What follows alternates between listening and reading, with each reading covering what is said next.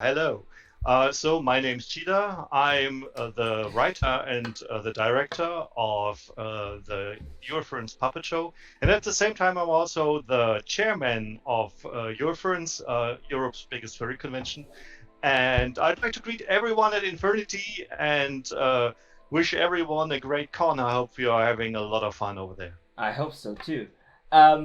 So today we'll talk about what we do here in Eurofurence. Well, as you see here, we have a very cute puppet here. Chida, can you tell us what is the Eurofurence Pawpet Show? Eurofurence Pawpet Show is a furry theater show in 3 acts, more than 2 hours long, with a cast of anthropomorphic animals, and we are doing this once a year. We are writing a new story every year, and we are playing it exactly once at Eurofurence. And yes, we are completely crazy. We are definitely crazy. So, Chida, how long have you been doing this?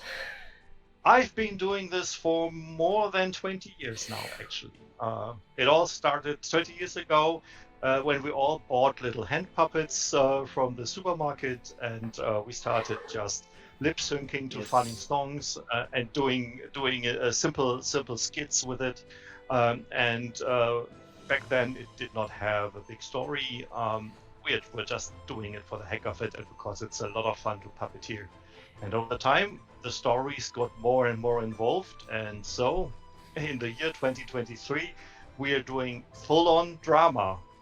When people think about puppetry or puppet theater, people think more okay, it's for children or for the kids.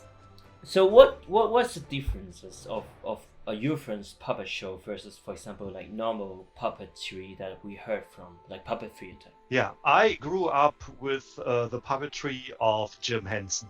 And Jim Henson was a guy who basically brought puppets to the big television audience.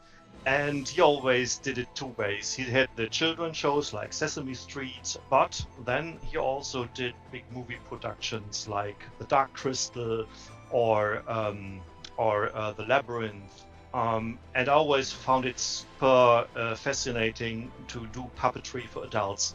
And it shows in that way that we have a lot of adult themes.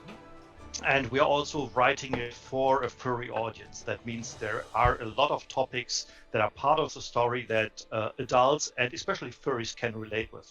Sometimes we do shows that are about very, very up-to-date topics that happen in the here and now. But since we are basically telling animal fables, we can make sometimes difficult topics really easy to digest because we can tell them from a distance and with a lot of humor. And there's, of course, a lot of sex and violence, in case you wonder. Yes, for maybe for Taiwanese furries, it's not that, for Asian furries, they might be not that familiar, but relatively topics are relatively open here in the West, I would say. Well, it is, not to make the wrong impression. With our stories, it is always about the characters and the journey they go through. And having anthropomorphic characters like furries like to have to do is just a great vessel to tell stories you would not be able to tell otherwise. So you mentioned each puppet show will be played once. So why does it have? Why do we have to play it once? Simply because of the time and how our group works. We are completely run by volunteers. Around 30 people are involved in a show like this, and we are all living up to a couple of 1,000 kilometers apart. So there's only so much time we can spend meeting up and rehearsing and getting the show developed.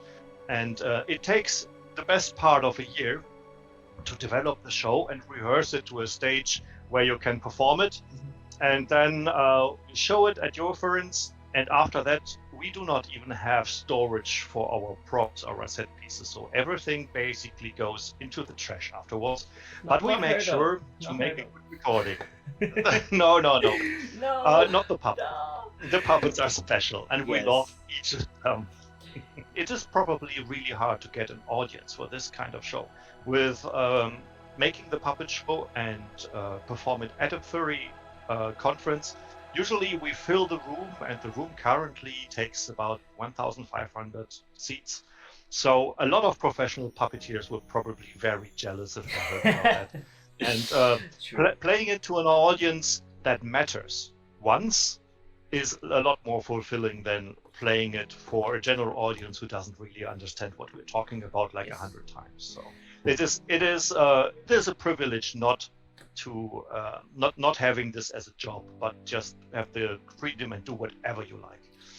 Is EF Pawpet Show a remake or retell of other shows? Like, okay, we make a parody of some other shows and use puppets, or is it a fully original thing?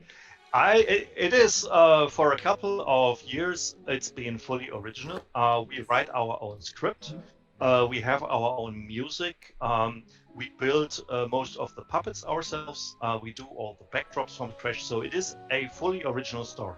And also for the music, I believe Taiwanese furries might have some experience with one of our composers who also make our music. Yeah, our regular composer is Fox Amoore. He is just as crazy as we are, and he scores our shows like other people would score a movie. For this year's show, which is called All Cats Are Beautiful, yes. He wrote not less than 105 minutes of score. So you're really in for a treat. That was longer than the Lord of the Rings, right? We couldn't pay him. He's the most valuable volunteer we have, except for the puppeteers themselves. Talking about puppet show, any like special puppets that introduce of what we have done before? Yeah, we don't completely rebuild all puppets for every show. We have puppets that basically become part of our ensemble. Whatever the English or Chinese word for that is, but we always introduce a couple of new characters for every show. Usually the main characters are done specifically for the shows. When I can convince our volunteers to do it, we do some special puppets. For example, for our show, The Skies of a Star, we built a giant winged four-legged, kind of like a dragon, but not a dragon creature. You'd have to watch the show to understand why she's not a dragon, but she's really a dragon. Just don't tell her. She don't know what she's a dragon. Yeah, so it's most of the puppets are like the one you have in view right now. Yep. So they are rod puppets about actually Muppet Show sized. They're about like a meter high or so. Special characters like Ortha, and I hope you're going to insert some pictures here. Yeah, they are. That was a giant thing that needed 6 people to play and was a lot of fun. Or in another show called Demon Hunters, we had a spirit wolf. Yes. Yeah, exactly. By the name of Hayes. So she was a giant four-legged wolf that basically appeared from people's dreams. Yeah. And was the spirit animal of one of the main characters. And so we experiment a lot with different styles of puppets. We also sometimes still use little hand puppets. Like last year's show, The Signal, basically used one of the classic old folk manis puppets for a little possum. The main character was blind in that show, and we thought, okay, giving her like a seeing eye dog would be kind of boring, so we gave her a seeing eye possum as a funny sidekick. So yeah, we still do that too. If it works, it works. Taiwanese furries, if they're interested, where can they watch them? Well, we do have our YouTube channel where we post edited and like cleaned up versions of our shows. Unfortunately, it takes a lot of work to get something that you performed live and you only played once, and then edit it into something that's that makes for fun viewing on your screen. So it can take a year or two for us to clean up all the audience recording, fix everything that went wrong in post, and make this the best show we can. Yes. But we also have a Patreon channel. So if you like what we do and you would like to support us with something around like maybe €5 a month, then you will also get access to the raw stream recordings. Yes. And so you can also watch some of the recent shows. I would also invite every one of the Taiwanese furries watching right now to maybe give it a try. Because Eurofurence just moved to the beautiful city of Hamburg. And we had a legendary success this year. And I can only recommend to just look out for Eurofurence. And there's a lot more to enjoy about it than just the Pawpet Show. I think the last show that we have the full recording that is currently on YouTube. That is, I think, it's Juno Rising. Our space opera. The space. But if you want to watch our older shows, you can check on EF Pawpet Show, where you can find all our recording, including some very old ones. We're currently actually working on the Chinese subtitles of The Sky of a Star, which is this one. The time when this video comes out, it should be ready.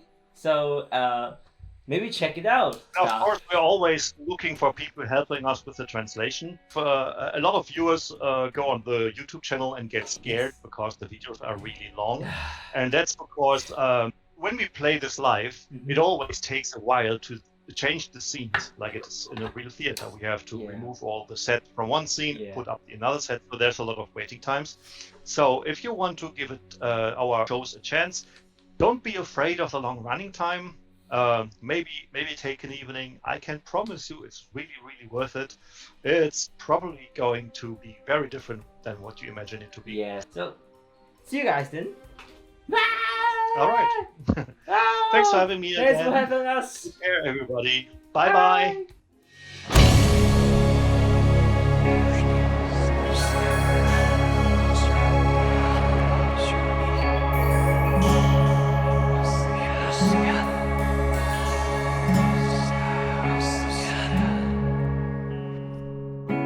In a world forsaken by time is a light that always shall shine.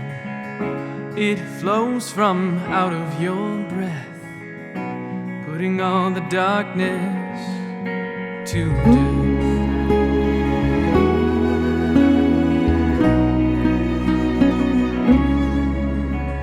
A torch in the dark is my own will to light this place and let the light